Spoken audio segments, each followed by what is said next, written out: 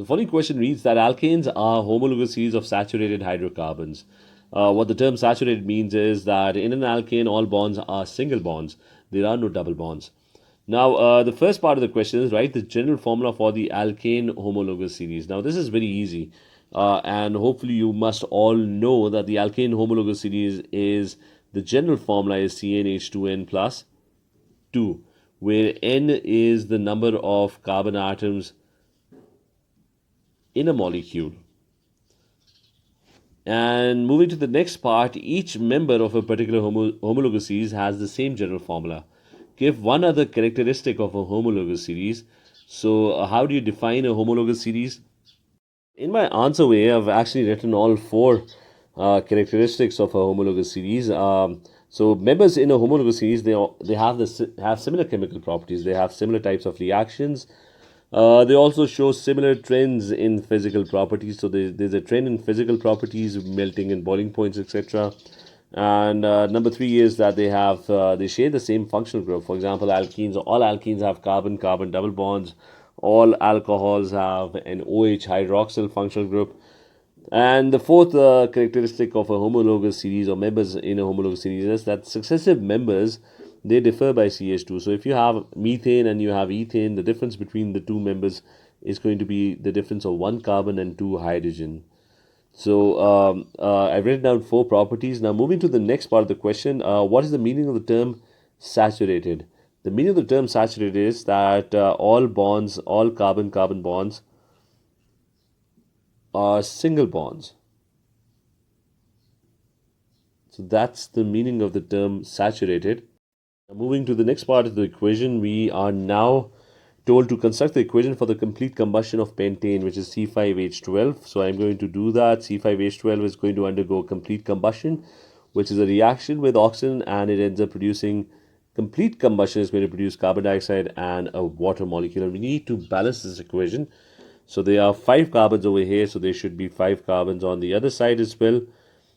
There are 12 hydrogens over here, so there should be 12 hydrogens. So I'm going to multiply water by 6. So 6 water molecules means 12 hydrogens. And then I need to balance the number of oxygens. So this is 5 carbon dioxide means 10 oxygens over here, and 6 water molecules means there are 6 oxygens over here. So that's a total of 16 oxygens in my product. So there should be 16 oxygens over here as well. So I'm going to multiply O2 by 8 to give me 16 oxygens. So now this is my balanced equation for this reaction, C5H12 undergoing complete combustion. Let's move to the next part of the question, which is we're now being asked to draw the structures of branched alkanes with the formula C5H12. Show all of the atoms and all of the bonds. So we need to draw a branched molecule, 5 carbon atoms, and it's an alkane, so all bonds would be single bonds. So what I'm going to do is I'm going to draw 3 carbon atoms in a row, and I have 5 carbon atoms, so 2 left. So there's going to be 1 carbon atom over here, 1 carbon atom over here. And I need to complete the bonds now with hydrogens. This carbon is already making 1 bond, so there should be 3 more hydrogens attached to it. This carbon atom would also need 3 hydrogens. This carbon atom would also need 3 hydrogens to complete its bonds. This one would also need 3 hydrogens. This carbon is already making 4 bonds, so its bonds are complete. So this is one example, one molecule, which is a branched alkane. Branched alkane means that all the carbon atoms are not connected in a straight chain. Instead, there are branches coming out of the main chain. Let's now move to the next part of the question, which is that chlorine reacts with pentane. So there's a reaction given. Alkanes have very few reactions. One is combustion, and this other reaction is called substitution. So what name is given to this type of chemical reaction? This is a substitution reaction. And what happens in this reaction is that one of the hydrogen atom gets substituted by chlorine. So one of the H is lost, it forms HCl, and Cl takes its place. Part 2 of the question is what essential conditions needed for chlorine to react with pentane. Now the conditions that are needed is you need light, sunlight, or specifically you need ultraviolet light. This light is essential for breaking the chlorine-chlorine bond in the molecule. So I'll move to the next part of the question, which is that a hydrocarbon contains 90% carbon by mass. So and we have to deduce the empirical formula of this hydrocarbon. Now the first thing is it's a hydrocarbon, so it only contains carbon and it contains hydrogen.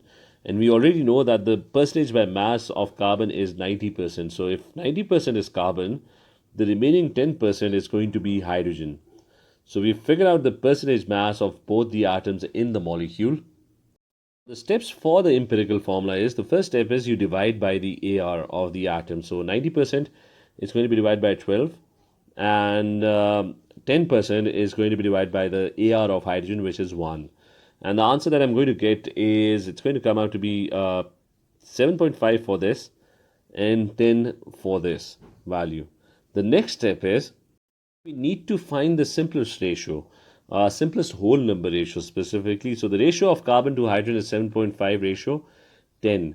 I can do two things. I can either divide it by the smallest number of the two. I can divide both values by 7.5. But since 7.5 and 10, you can probably do this in a lot simpler way. 7.5 ratio 10 is basically, if I multiply by 10, it's going to be 75 ratio 100. It's equivalent to that. And I can then further simplify this. If I divide both by 5, this would give me, it's going to give me 15, and this would give me 20.